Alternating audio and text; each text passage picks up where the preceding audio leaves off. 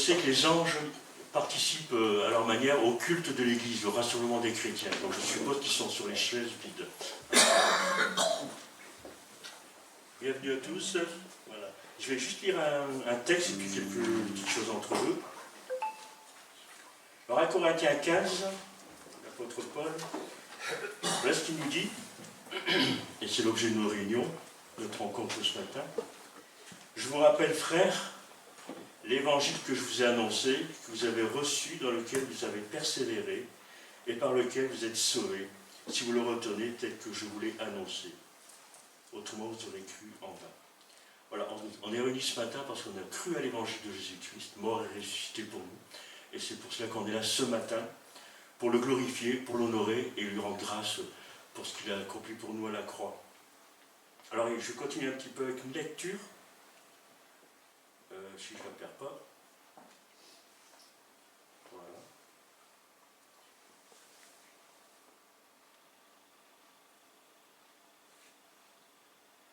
Vous connaissez peut-être le credo, la confession apostolique. Chez les catholiques, on la connaît bien, chez nous, dans nos milieux, un peu moins. Et elle est là, elle résume en même temps, comme là dans ce que je viens de dire dans l'Épître aux Corinthiens, ça résume ce que les chrétiens croient depuis le début. Alors je vais le lire, vous allez voir, ça va vous revenir. Je crois en un seul Dieu, le Père Tout-Puissant, Créateur du ciel et de la terre, et en Jésus-Christ, son Fils unique, notre Seigneur, qui était conçu du Saint-Esprit et qui est né de la Vierge Marie. Donc on a fêté ça la semaine dernière. Il a souffert sous Ponce Pilate, il a été crucifié, il est mort, il a été enseveli, il est descendu aux enfers. Le troisième jour, il est ressuscité des morts, il est monté aux cieux, il siège à la droite de Dieu, ou d'autres diront il est assis, à la droite de Dieu, le Père Tout-Puissant, d'où il reviendra pour juger les morts et les vivants. Je crois à l'Esprit Saint, à la Sainte Église universelle, d'autres disent catholique, mais universelle, c'est plus adapté, dans notre contexte, à la communion des saints, à la rémission des péchés, la résurrection de la chair, à la vie éternelle. Alors je voulais résumer cela un petit peu, parce que c'est le dernier culte de l'année, nous rappeler ce que nous avons confessé tout au long de l'année, et ce que nous allons confesser dans l'année qui vient en même temps. Donc voilà. Et donc voilà, je vais peut-être prier, et après nous allons entamer un premier chant. Notre Dieu, nous allons te bénir. C'est vrai que depuis ta venue sur la terre, la venue du Seigneur Jésus sur la terre, un peuple a été formé pour lui et par lui. Et aujourd'hui, Seigneur, nous voulons encore confesser ton nom publiquement dans ce culte et aussi autour de nous. Nous te remercions pour ta présence ce matin. Nous savons que ton Saint-Esprit sera à l'œuvre, qui va nous parler, qui va nous transformer à l'image de Christ encore, par tout ce qui va être fait, par ce qui va être chanté, par ce qui va être prié, par ce qui va être proclamé par ta parole, par le moment de scène aussi, Seigneur, qui nous rappelle ce sacrifice ultime que tu as accompli pour nous à la croix. T'en bénissons, Seigneur, pour cela. Amen. Amen. On va chanter ce chant qui « Nous croyons en Dieu ». Alors c'est un chant que j'avais repris plusieurs fois avec des jeunes. J'aimais bien parce que c'est assez rythmé. Bon, on ne va pas le faire rythmer pareil, c'est sûr. Mais voilà, nous croyons en Dieu le Père, créateur de l'univers, et en Christ, son Fils unique, né de l'Esprit Saint. Je crois que c'est bien de nous rappeler tout le temps ces choses. On oublie tout le temps, on vit nos vies chrétiennes au quotidien, avec nos petits soucis, nos petits malheurs et tout ça. Mais on oublie que les choses fondamentales, voilà ce que nous croyons. Nous croyons, c'est-à-dire nous avons confiance en Dieu le Père, nous avons confiance en Christ, son Fils. Voilà, si on peut chanter debout, assis, comme vous le sentez, comme vous voulez, il n'y a pas de problème.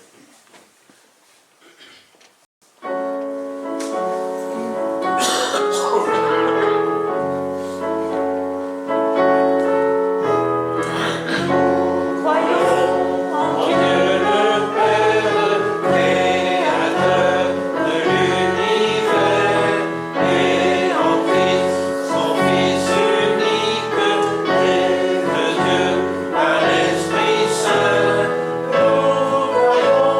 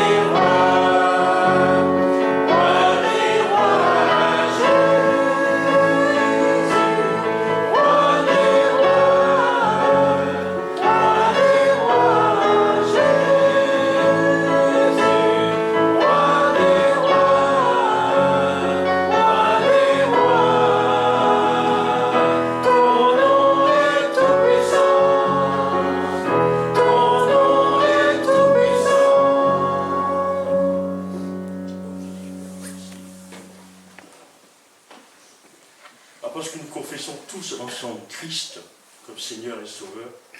Alors ensemble, nous pourrons chanter ce matin ces louanges et ces perfections.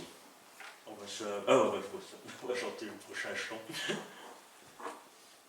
Ensemble, nous pouvons chanter. Je prends son droit. Prends son fils.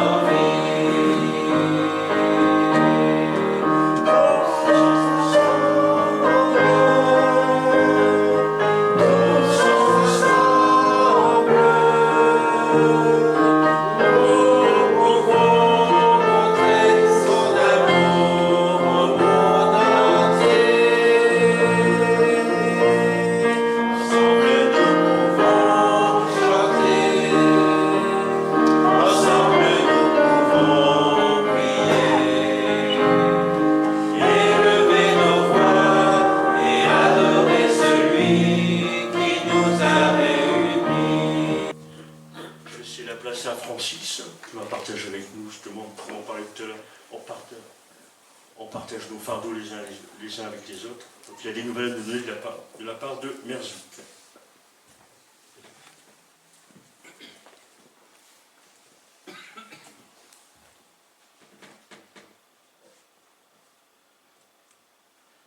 J'ai de bonnes nouvelles. Et je voudrais remercier aussi Christine et Bernard pour leur investissement dans cette situation. Enfin, je pense que vous avez dû avoir, pour la plupart, le mail que Marc a pu vous transmettre. Je l'ai envoyé à Marc pour qu'il puisse vous le transmettre, que la situation pour Merzouk s'est améliorée. Le Seigneur, l'Éternel, a répondu à nos prières, à nos supplications, et le cas de Merzouk qui s'était mal engagé, disons, et où après le premier passage au tribunal, il y avait des personnes qui voulaient les renvoyer en Espagne, et merci à Bernard et à Christine pour le soutien et l'accompagnement qu'ils ont pu leur amener de la part du Seigneur. Et je sais qu'ils ont été confrontés un jour à une personne qui a été horrible dans ses propos, mais on a prié. Tout le monde a prié, j'avais demandé à ce que vous priez, on a prié, l'Éternel a répondu, et l'arrêté du préfet a été cassé, et Merzouk peut rester sur le sol français. L'Éternel a répondu à nos prières. Maintenant, il peut demander son titre de séjour. Et il faut continuer à prier jusqu'à ce qu'il ait son titre de séjour. L'Éternel répondra, il nous conduit, il faut lui faire confiance. Les promesses de l'Éternel qui dit qu'il sera avec nous et que si on lui demande, il répondra, et c'est une certitude, c'est plus qu'une conviction, pour moi c'est une certitude. L'Éternel répond, il faut savoir se confier en lui. Et là, on peut le louer, le remercier dans cette situation. Merci Bernard, oui. Le préfet a un mot pour faire appel de la décision du... Un mois, oui. Mais prions, il faut continuer à prier. Alors je sais, je demande souvent qu'on prie le soir à 20h, parce qu'à 20h, c'est le moment où on se retrouve un peu, on a fini, puis on se retrouve. Mais je crois à la prière ensemble, même si on est dans des lieux différents, même si on est dans des transports, on a ce moment où on peut élever nos voix vers l'Éternel et prier pour lui demander d'agir. Et l'Éternel, il agira. Donc je vous propose que maintenant il y ait quelqu'un qui puisse louer le Seigneur, le glorifier, puis le remercier pour la réponse qu'il nous a donnée. Ce n'est pas tout de demander, mais il faut aussi savoir remercier. Paul, en tant qu'ancien, est-ce que tu peux remercier le Seigneur pour ça? Oui, notre Père, combien nous pouvons te louer, combien nous pouvons te remercier pour tout ton amour, pour ta fidélité. Et nous savons en effet, comme le précisait Francis à l'instant, que tu réponds toujours. Et nous voulons ainsi te louer, te remercier parce que tu es un Dieu fidèle et qui te tient toujours à nos côtés. Nous voulons te remercier principalement ce matin encore pour l'intervention que tu as pu faire dans le dossier de cette chère famille que nous suivons et que nous aimons te remettre. Que tu veuilles ainsi encore continuer à les accompagner et à normaliser leur situation pour qu'ils puissent rester donc dans ton chemin et pouvoir ainsi avoir une vie qui soit entièrement pour ta gloire. Nous te remettons ainsi encore toutes choses devant toi, sachant combien tu es grand, combien tu es merveilleux. Nous te louons ainsi encore pour tout ton amour, tout ce que tu as fait pour nous, et nous faisons cela encore dans le précieux de notre Seigneur Sauveur Jésus. Amen. Amen. Merci Francis pour toutes ces informations. Mais il n'y a plus qu'à prier. Le prochain chant que j'avais prévu, encore un peu de temps pour chanter, bien sûr. Alors on va chanter un chant, je sais que beaucoup l'aiment bien, ça s'appelle Une seule église. Nous sommes un seul corps, nous n'avons qu'une seule tête, Christ. Ça va les musiciens, on peut y aller? On est parti.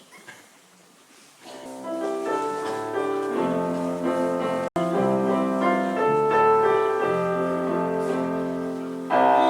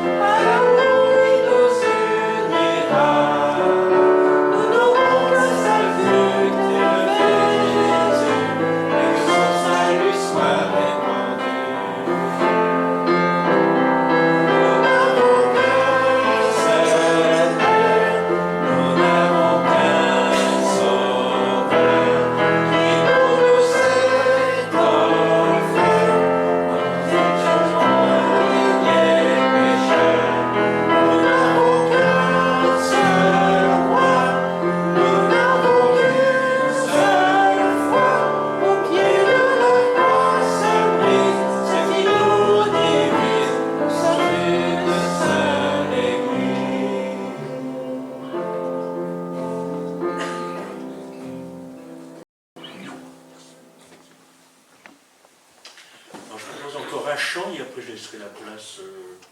C'est Gabriel qui va s'occuper de la scène et dans la foulée, il va prêcher. Il manque pas de travail, notre frère, ce matin.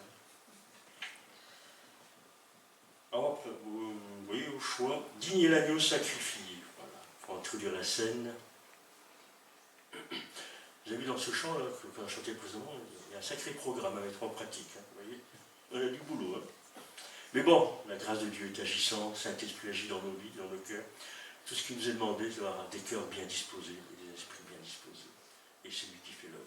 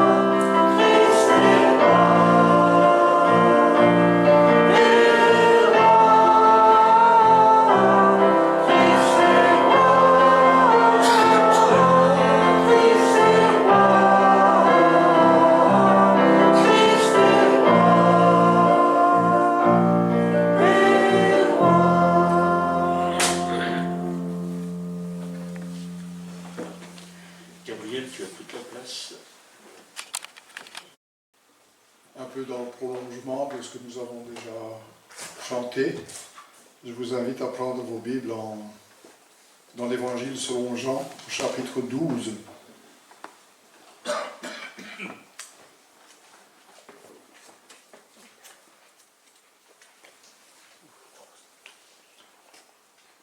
Je vais lire la fin du verset 13, donc Jean 12, fin du verset 13.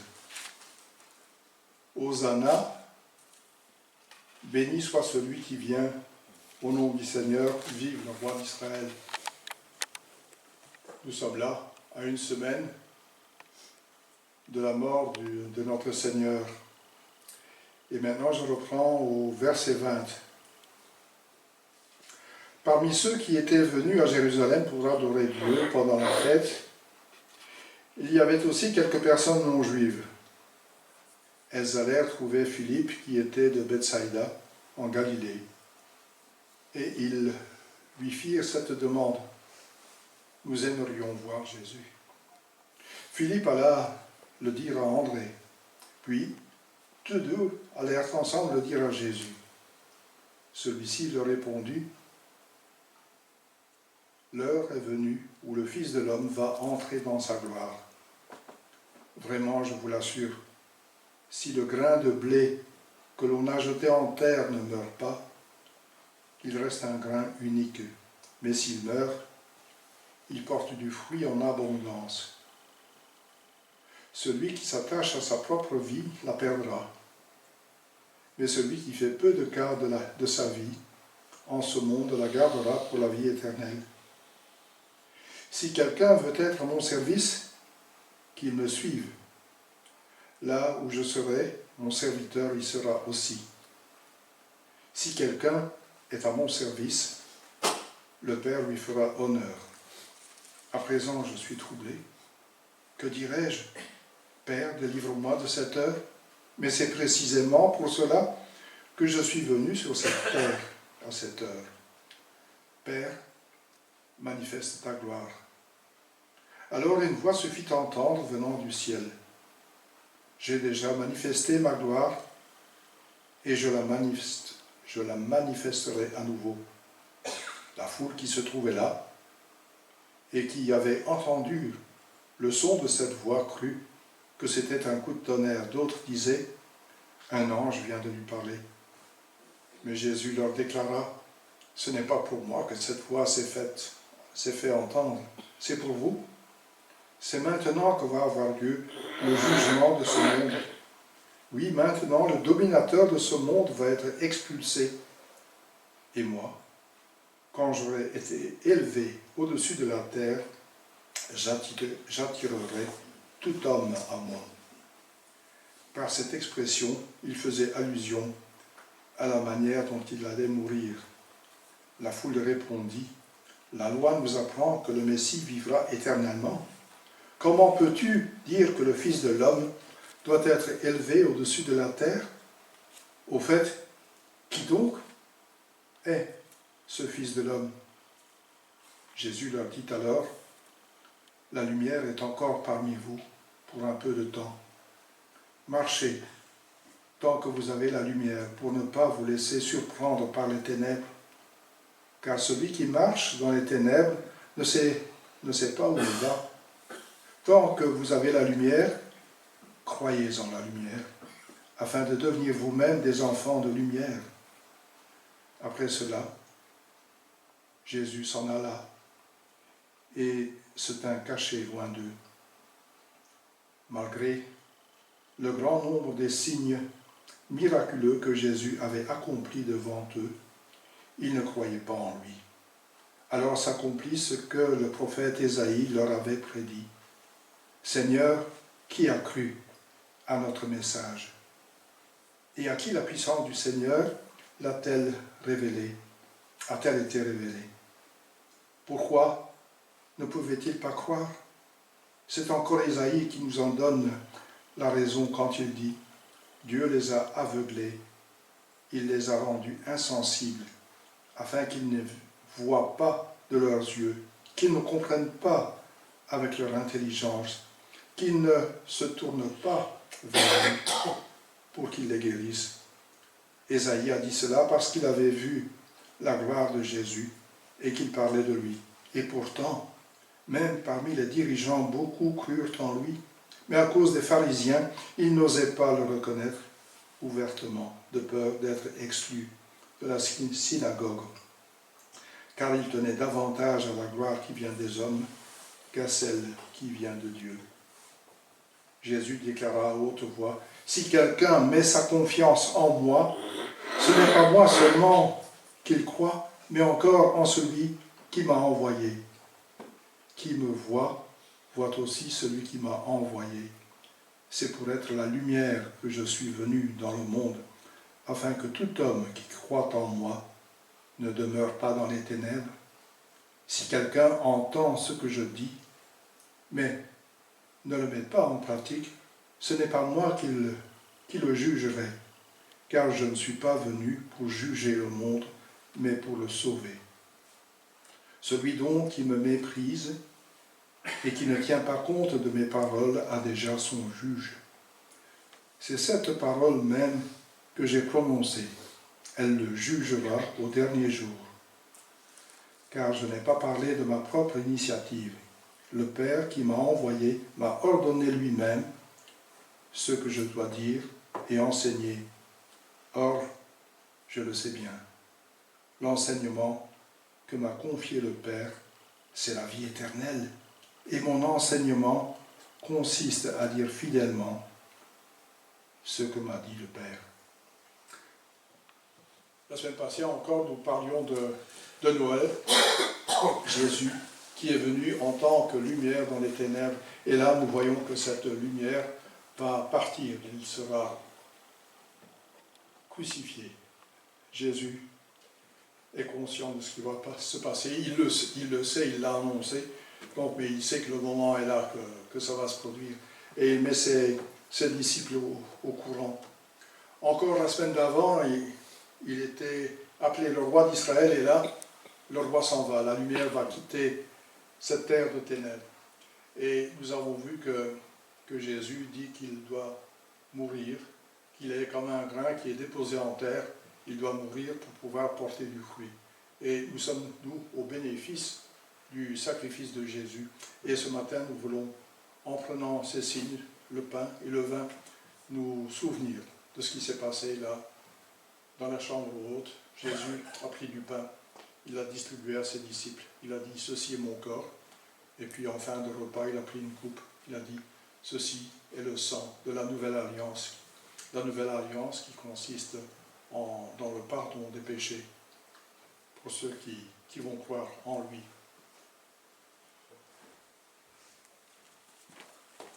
Je vais prier pour le pain d'abord. On va chanter béni soit le lien qui nous unit.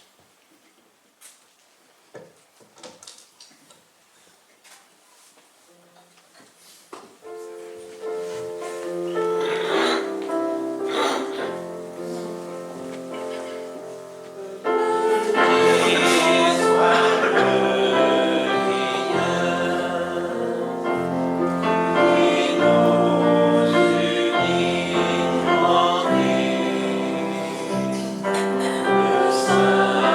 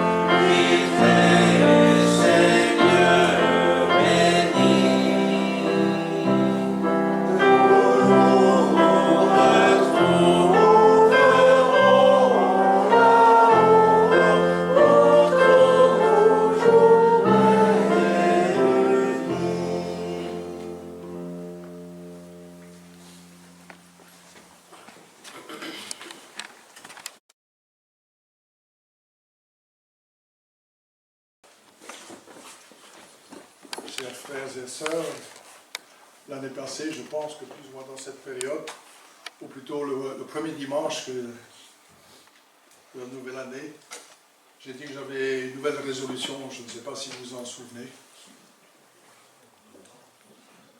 Je n'ai pas réussi à... Je n'ai que 75% des points, parce que j'ai dû... Oui, il y a eu des imprévus et j'ai dû... Mais j'ai la même résolution cette année. Je vais recommencer le tour.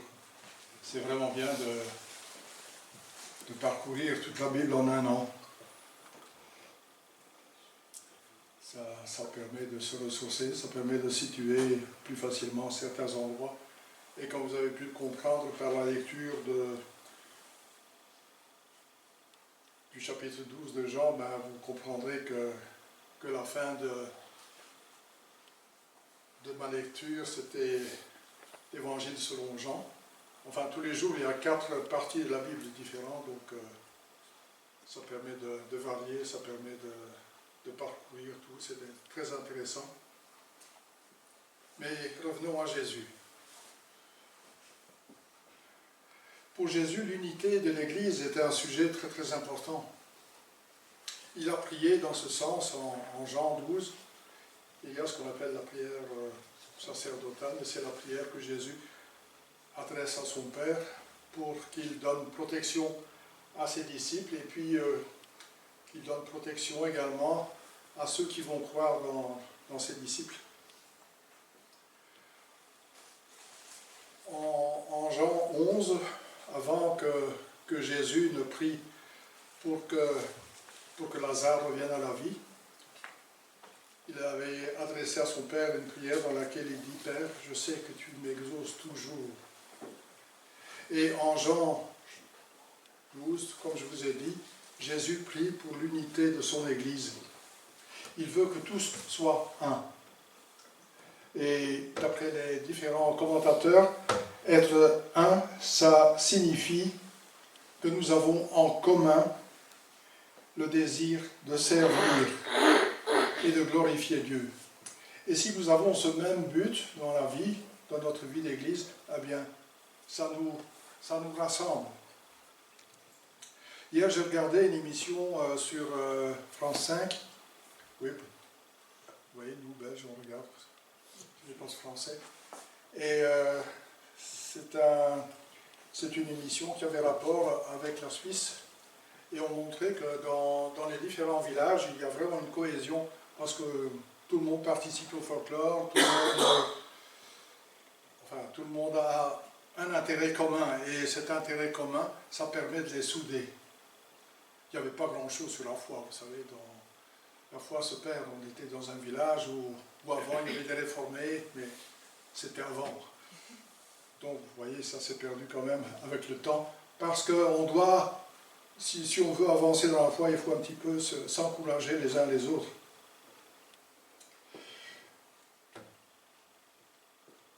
L'Évangile selon Jean a été écrit vers les années 90 de notre ère.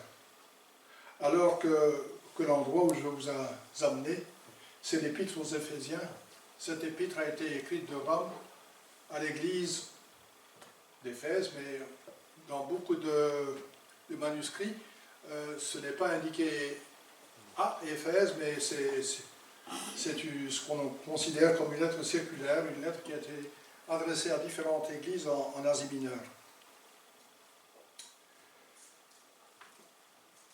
L'apôtre Paul a reçu connaissance des plans éternels de Dieu par révélation. Jésus voulait que l'unité de l'Église primitive, la première Église, celle qui était là à Jérusalem, que cette unité se perpétue. Et nous sommes certains que cette unité a été effective parce que Jésus a été exaucé, sa prière a été exaucée. Mais Paul, en s'adressant aux Éphésiens, il leur demande de conserver coûte que coûte cette unité. Il faut tout mettre en œuvre pour la conserver. Le passage à l'étude aujourd'hui, je vais le lire tout d'abord, comme ça vous pouvez laisser votre Bible sur le côté. je vais vous lire un court passage. C'est au 4e chapitre. Comme je l'ai fait comprendre dernièrement, toujours les épîtres de Paul commencent par de la doctrine, et puis dans la deuxième moitié, c'est quasi toujours la mise en pratique de ce que nous avons appris. Moi qui suis prisonnier à cause du Seigneur, je vous demande donc instamment de vous conduire d'une manière digne de l'appel qui vous a été adressé. Soyez toujours humble, empreint de douceur et patient. Supportez-vous les uns les autres avec amour. Efforcez-vous de conserver l'unité que donne l'Esprit dans la paix qui vous lie les uns aux autres. Il y a un seul corps et un seul esprit. De même, Dieu a fait venir à lui, à vous. Excusez, je vais quand même mettre les autres lignes parce que.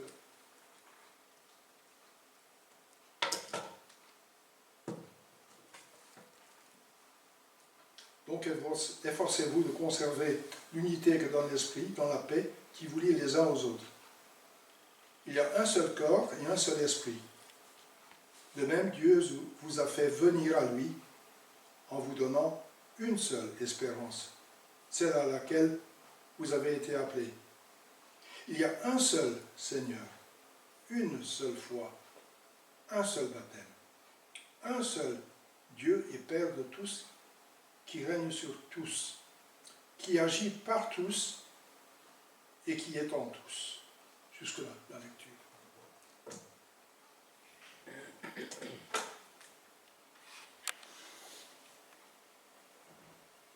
Donc vous voyez, il leur demande instamment de se conduire d'une manière digne.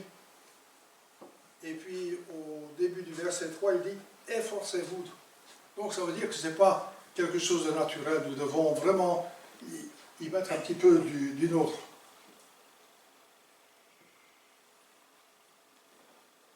Nous voulons obéir à ce souhait du Seigneur. Il l'a prié dans la chambre haute pour que nous soyons un. Paul l'a rappelé, ou plutôt a précédé l'écrit de Jean.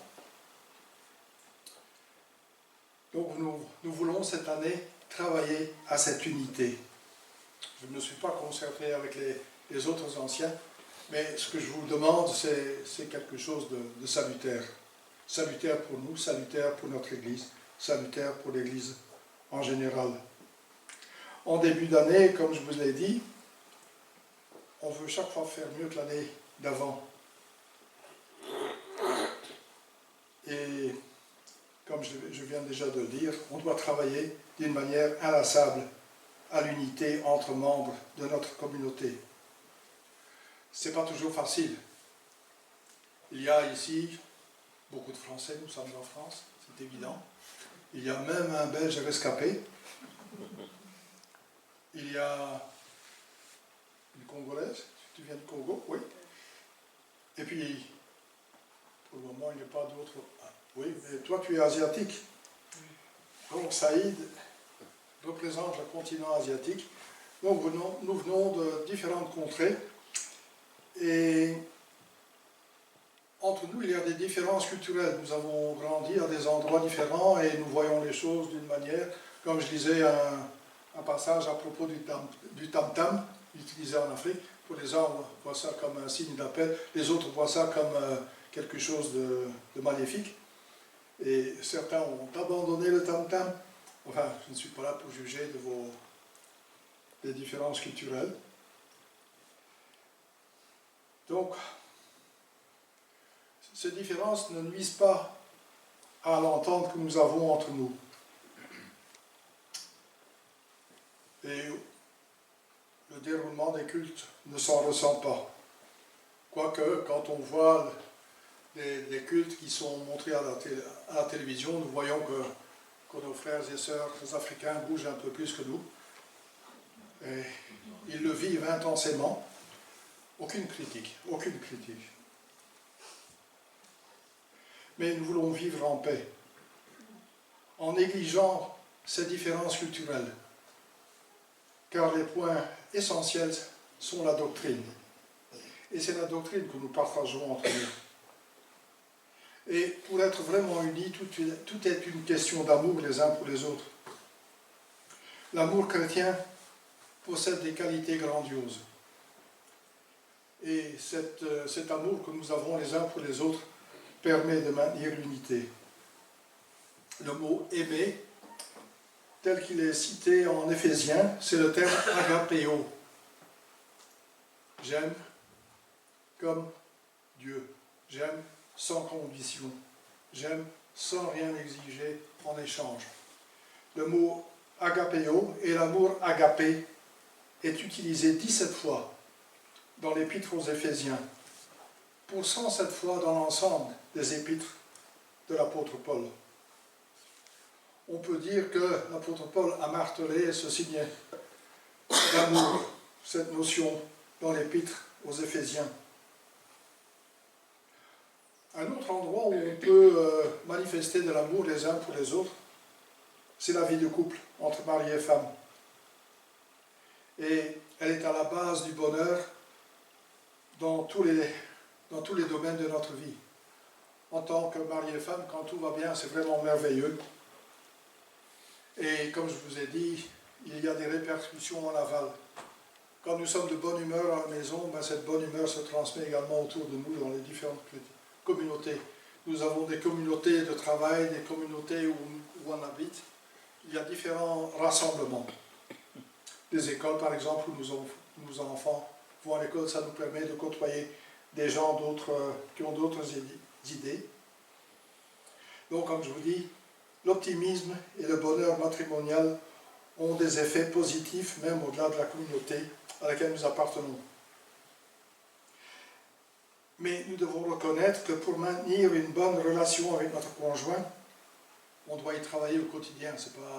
C'est pas évident. Nous sommes souvent issus de milieux tout à fait différents. Ma femme, par exemple, est issue d'un milieu qui s'est converti au début des années 70. Moi, j'étais converti avant. Le hasard veut que ma femme et moi, on soit baptisés dans la même eau, le même jour, le 7 mai 1972. Mais je ne regardais pas ma femme de ce temps-là. Cette jeune fille ne m'intéressait pas. Ce n'est que venu par la suite. Et dans la vie, comme je vous dis, il faut travailler au mariage, au quotidien. C'est une succession de compromis et de concessions, des revendications. Et les revendications que nous avons ne triomphent pas toujours. Le mari et son épouse ont chacun reçu un bagage différent. Et pour que tout aille bien, il faut mettre de l'eau dans son vin.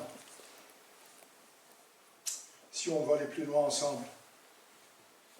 Les mariages entre chrétiens devraient être un gage d'un mariage réussi avec plus de probabilité. C'est mieux de joindre deux personnes qui ont la même foi. Et c'est d'ailleurs ce que Dieu a voulu pour son peuple au moment de l'Exode. Et il a demandé qu'on n'aille pas regarder les filles moabites. Il n'était pas très heureux avec ça parce que les femmes moabites ont d'autres habitudes culturelles que les Hébreux, donc ce n'était pas toujours favorable. Ce qu'on remarque aussi dans notre société, c'est que l'égoïsme triomphe. C'est généralisé, c'est du chacun pour soi. C'est mon bonheur avant le tien. Femme, je reste avec toi tant que tu répondras à mon idéal de bonheur. Je fréquente un cercle d'amis tant que je vais pouvoir en tirer des bénéfices, des avantages. Certains fréquentent une église pour recevoir, et quand ils ont épuisé tout ce qu'il y avait à épuiser d'après eux, ils s'en vont, ils vont ailleurs. Alors que l'église, c'est quelque chose qu'on vit, qu'on veut grandir ensemble, on veut s'exhorter les uns les autres. on travaille à quelque chose de concret. Regardez, au bout de 2000 ans, ce que l'Église est devenue, c'est quelque chose de gigantesque.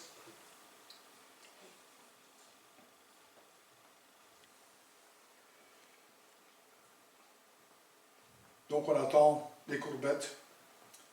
Et si on n'a plus rien à apprendre, on va ailleurs. Mais on oublie souvent qu'il faut faire preuve d'amour dans notre communauté. Donc le j'ai le droit, je revendique. Ça doit céder le pas à nous réunis. Jésus veut qu'on soit un ensemble à son image, à l'unité qu'il a avec le Père. Quand on veut atteindre la perfection de manière durable, dans l'un ou l'autre domaine, comme je vous l'ai dit, il faut y mettre des efforts. Il faut consentir des sacrifices.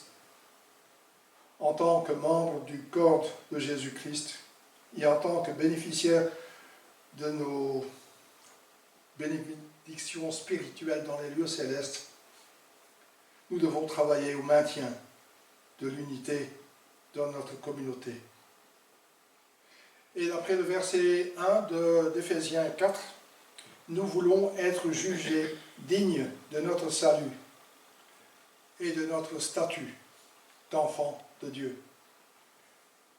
Paul n'a pas choisi la facilité, il voulait témoigner le plus possible, il voulait atteindre les autorités, et un jour on l'a accusé d'avoir emmené Trophime, je pense, Trophime d'Éphèse dans le temple, alors que ce n'était pas vrai. On avait cru le voir, donc on a trouvé un sujet pour le condamner. On l'a emprisonné, il en a appelé à César, ce qui était son droit, parce qu'il était aussi citoyen romain. Il en a appelé à César, et finalement il va être conduit à Rome. Et là il va pouvoir témoigner de sa foi. C'est une nouvelle porte qui s'est ouverte pour lui. Il l'a saisie. Nous aussi, nous devons saisir les portes qui s'ouvrent pour répandre l'Évangile.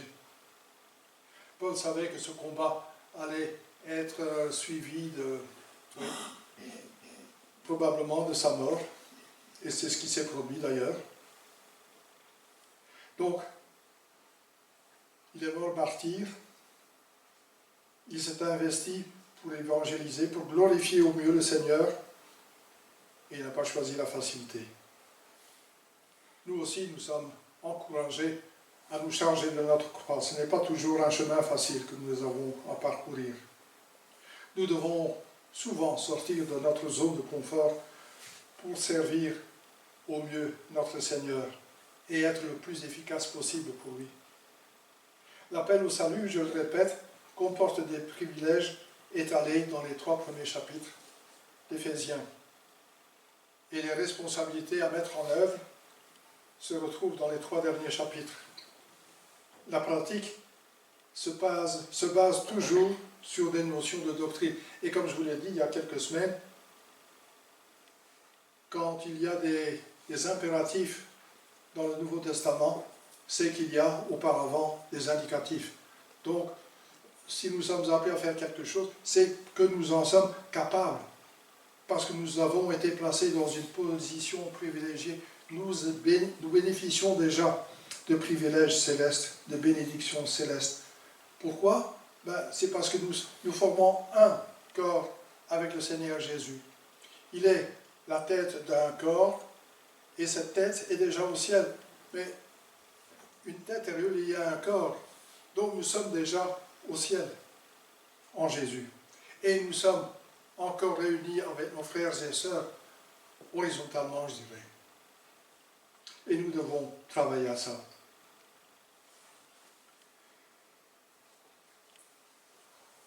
Donc nous voulons veiller à rester unis à Christ et à nos frères et sœurs.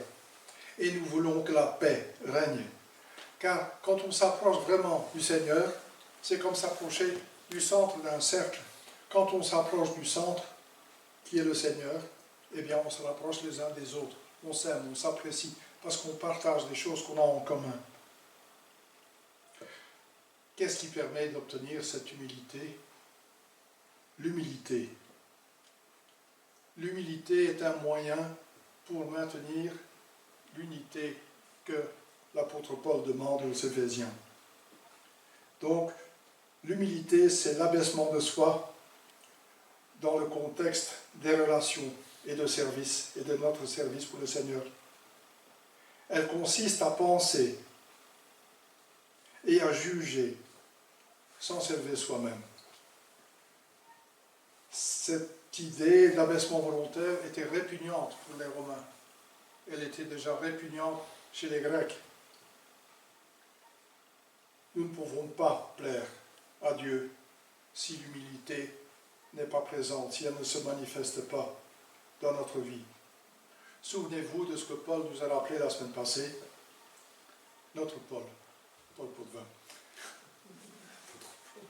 Il a cité Philippiens 2, de ce que Jésus a pris une position humble. Il ne s'est pas élevé. Et il disait ça en rapport avec une dispute qui avait lieu entre deux sœurs à Philippe. Évodie à Saint-Tiche. Donc ces femmes avaient collaboré avec l'apôtre Paul au début qu'il ouvrait pour le Seigneur. Et puis il y a eu une dispute, on ne connaît pas l'objet de cette dispute. Il peut y avoir des disputes partout, il y a de la jalousie toujours. C'est quelque chose qui est propre à l'homme d'être jaloux. Ça peut être bénéfique parfois, mais ça peut être néfaste. Mais enfin, ici Jésus veut montrer l'exemple à ces deux sœurs qu'elles n'ont aucune raison de se disputer, et si elles étaient plus humbles comme lui a été humble, eh bien il n'y aurait pas de dispute. C'est une leçon pour nous. Nous devons rester humbles et ne pas toujours revendiquer.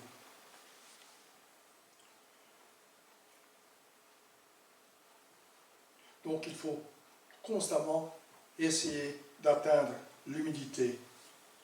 Mais ne jamais prétendre l'avoir atteint, parce que si on prétend qu'on a atteint le maximum d'humilité, eh bien on devient orgueilleux tout à coup. Donc il faut faire attention. Il ne faut pas trop revendiquer les qualités qu'on essaye de mettre à un niveau supérieur. On ne va jamais atteindre le sommet, comme je vous ai dit, j'avais une bonne disposition en début d'année, mais je n'y suis parvenu qu'en partie. Mais cette année, j'y travaille. Maintenant, je sais comment faire. Parce que le chien me réveille tous les matins à 6h20, 6h40. Là, je fais ma toilette et je me réfugie dans mon bureau et je commence la lecture. C'est vraiment bien d'avoir un chien. Je vous conseille d'avoir un chien tous. Enfin, le mien me réveille. C'est parfois épuisant, vous regardez la télé, on ne travaille plus le lendemain, mais le chien vous réveille. Et c'est bien pour être fidèle à la lecture, mais on voudrait dormir un peu plus longtemps. Oui, en vieillissant, on se fatigue plus vite. Rémi, c'est pas évident de vieillir, non, profites-en. Ou lire plus maintenant, que tu es jeune, que tu as plein d'énergie. Je ne dis pas que tu ne lis pas.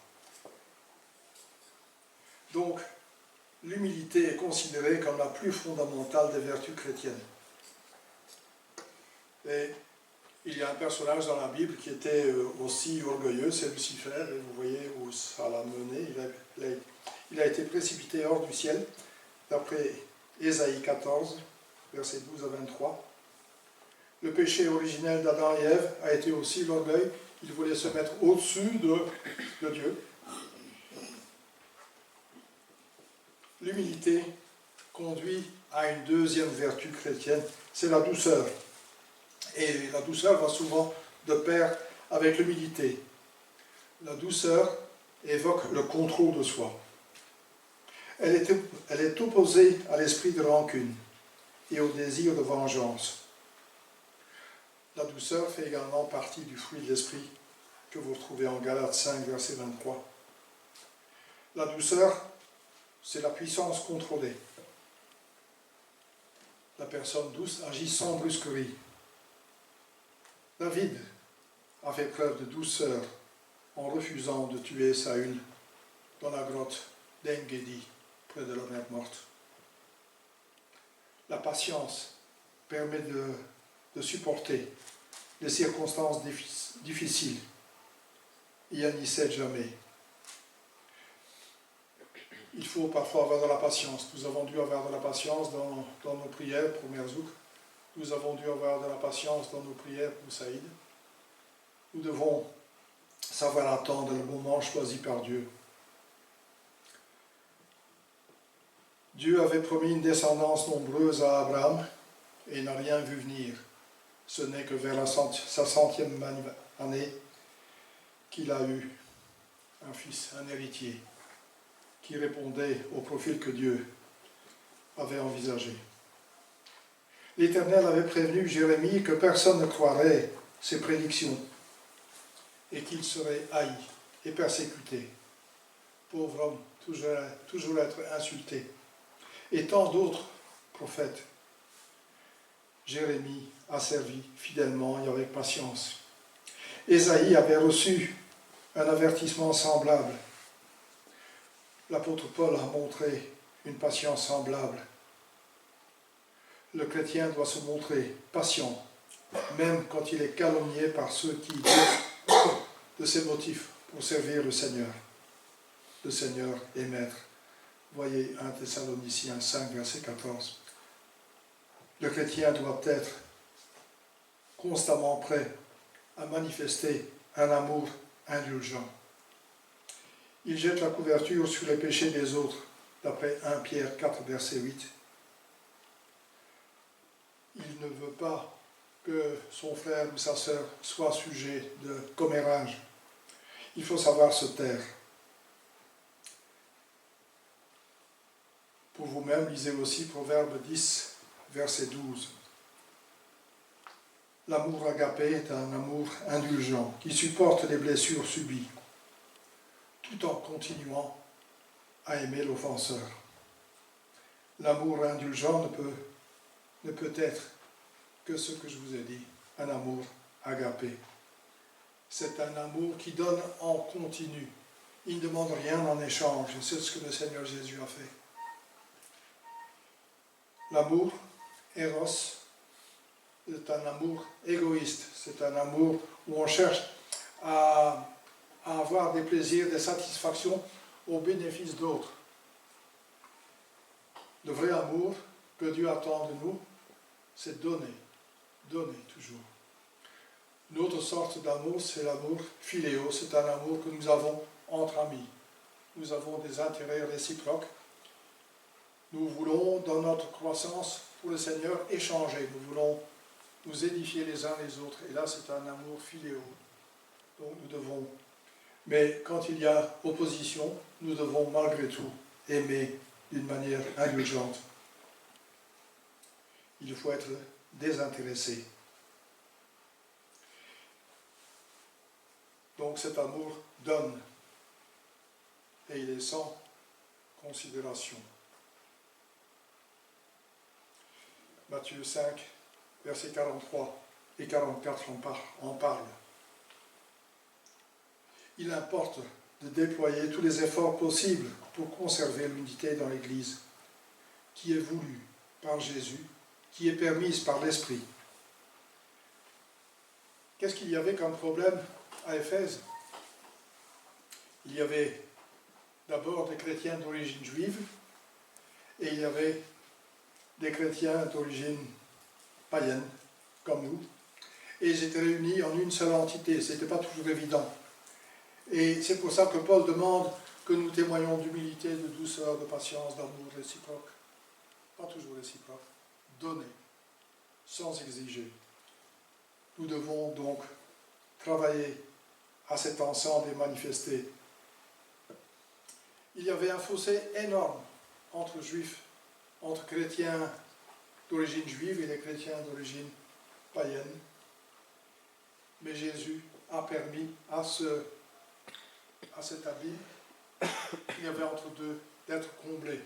Parce que si on s'approche, comme je vous ai dit, du Seigneur, eh bien on oublie nos différences culturelles. Ce qui est cependant une remarque que je dois faire, c'est que les chrétiens en Israël, qui s'appellent des juifs messianiques, eh bien, ils ne veulent pas être appelés des chrétiens. C'est à étudier. Je ne l'ai pas étudié ici, mais on va... Alex, on va s'occuper de ça.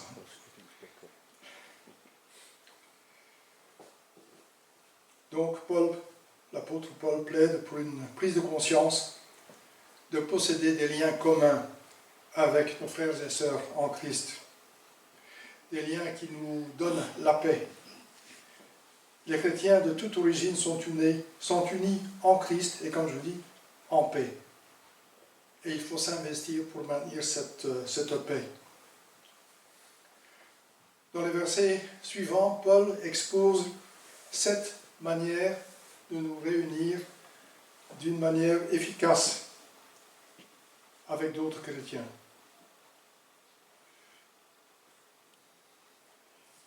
Dieu a voulu cette unité, je vous l'ai déjà dit, je vous l'ai répété encore et encore. À nous, chrétiens, de conserver cette unité et de la concrétiser au quotidien. Comme je vous l'ai dit, on vient de continents différents ou de pays différents, mais ce n'est pas un obstacle à l'unité. Et maintenant, nous voulons considérer ce qui nous unit vraiment. Nous avons des valeurs essentielles que nous partageons avec les autres chrétiens. Ce que je vous dis ce matin, ce n'est pas un plaidoyer pour l'œcuménisme, non, c'est qu'on s'approche vraiment du Seigneur sur les valeurs que lui-même a déterminées et que Paul considère comme des piliers. Donc, le mot d'ordre est de laisser certaines appellations et certaines sectes nous séparer ou bien nous éloigner les uns des autres. Mon père était darbiste. Je disais à un certain moment à mon père que mon fils fréquentait à ce moment-là une église à Paris. Et je disais, oui, il y a là quelqu'un de Mathieu Sanders qui est connu dans le monde évangélique. Et j'ai dit, oui, je parlais de Mathieu Sanders à mon père. Oh, j'espère qu'il croit. Oh, je dis, papa, quand même. Je dis, tu vas loin dans ton sectarisme. Je dis, il ne faut pas... Mon père était... Mettons de côté ces petites différences, parce que finalement, ce qui nous unit, c'est vraiment plus fort que ces différences. Et nous devons attirer l'attention de nos frères et sœurs sur ce que nous avons en commun, mais pas sur nos différences. L'Église, comme on l'a lu, c'est le seul corps de Christ. Elle est à la fois céleste, car le Seigneur Jésus est déjà au ciel, comme je l'ai dit, et elle est encore terrestre par notre présence ici-bas. Il y a un seul esprit que nous avons reçu en gage de notre foi, en gage de notre héritage, comme on lit en début de chapitre 1 d'Éphésiens. Cet esprit interagit. On peut dire que cet esprit a une main tendue vers le ciel et une main tendue horizontalement. Donc si nous avons tous, ça permet de nous accrocher à nos amis chrétiens, ça permet de nous accrocher au Seigneur. Donc ça permet de créer une unité. L'esprit est vraiment là pour nous unifier. D'ailleurs, l'Église a été créée après l'effusion du Saint-Esprit, après la Pentecôte. Nous avons une seule espérance. Elle est commune à tous les chrétiens de cette unité. Nous, ensemble, nous réalisons le plan de Dieu. Et vous pouvez lire cela au chapitre 1 d'Éphésiens, versets 9 et 10, 14, 18, même au chapitre 2. Nous avons la même espérance de cette unité, car elle est déjà acquise, comme je vous l'ai dit. Il y a des temps grammaticaux, donc des temps de conjugaison dans la Bible, et on appelle ces temps des aoristes.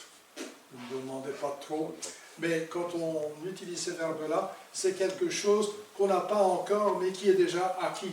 Donc, on a des choses qui vont être concrétisées, elles sont déjà là. Toutes les promesses qui ont été faites, ben nous les avons. Nous sommes certains d'arriver au ciel. Nous avons une même espérance. Et quand nous sommes ensemble, c'est bien qu'on se rappelle ces choses-là.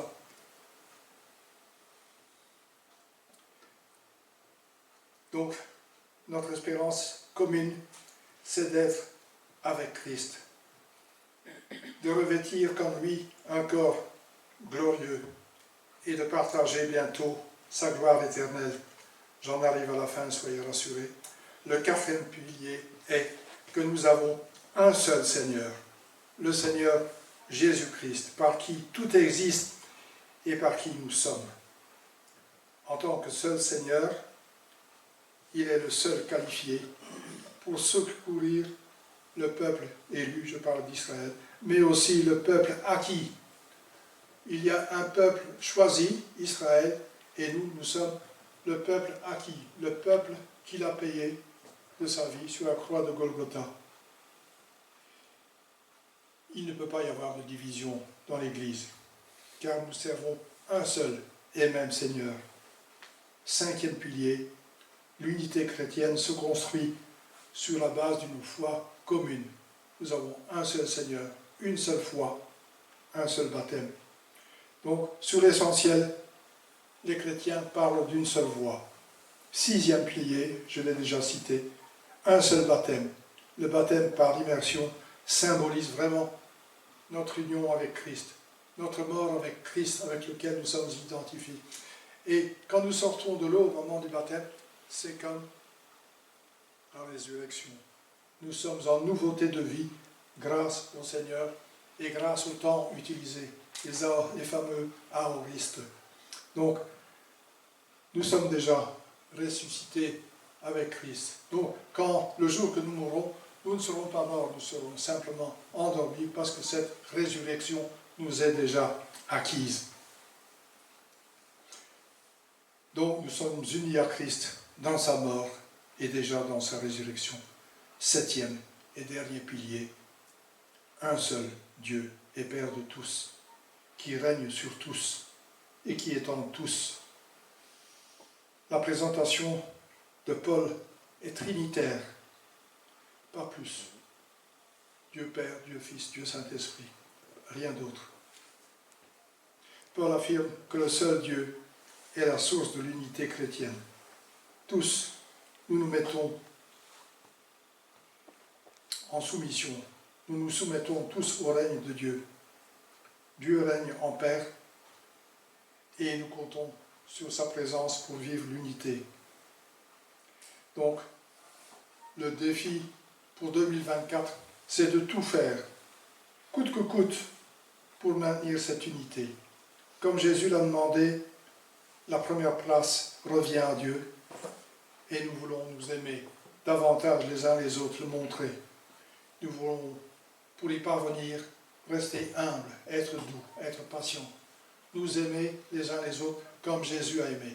Quand il faut mettre un voile sur les péchés des autres en attendant qu'ils se répandent. Mais travailler bien sûr à cette repentance avec lui, par la prière et aussi par des visites. Évoquer les 7 piliers ensemble et fréquemment, ça nous maintient, ça nous soude ensemble. Je vais prier maintenant.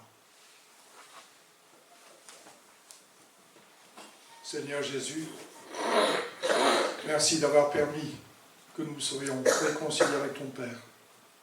Merci de nous avoir donné ton esprit, le consolateur, par qui maintenant nous formons une seule unité. Seigneur, aide-nous à montrer ces vertus chrétiennes, aide-nous à maintenir ces piliers de la foi ensemble. Seigneur, que nous ayons de bonnes dispositions en ta faveur pour l'année nouvelle qui est là, à la porte. Seigneur et Père, nous voulons te servir, nous voulons te glorifier au milieu de notre Église.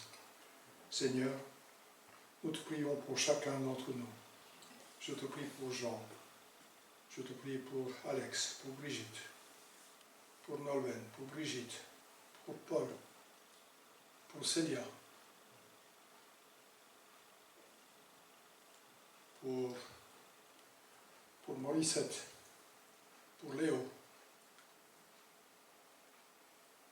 pour notre frère Hervé, pour Valérie, pour Marie-France, pour Bibi, pour Anne, pour Carmen, pour Rémi, pour Christine, pour Bernard, Saïd, Philippe, Bastien et nos familles respectives, Seigneur, que nous soyons tout au cours de cette année de dignes enfants, des enfants à ton image. Oui, Seigneur, transforme-nous, travaille à nous, Seigneur. Nous sommes conscients qu'il y a encore des choses à améliorer. Seigneur, nous voulons être irréprochables pour toi. Seigneur, accompagne-nous dans nos maisons. Nous pensons à nos frères et sœurs qui n'étaient pas là ce matin, qui sont partis rejoindre la famille au loin, qui se sont privés d'être là ce matin parce qu'ils voulaient prendre une fonction de la sœur de Marie, Marthe. Oui, Seigneur, il y a des travaux à faire à différents endroits. Mais Seigneur, nous voulons dans nos vies continuer à te donner la première place. Tu la mérites, Seigneur. Nous t'aimons parce que tu nous as aimés le premier. Oui, Seigneur, accompagne-nous. Si c'est ton désir, si c'est ta volonté, jusqu'à l'année prochaine. À toi la gloire, Seigneur, Père, Fils et Saint-Esprit. Amen.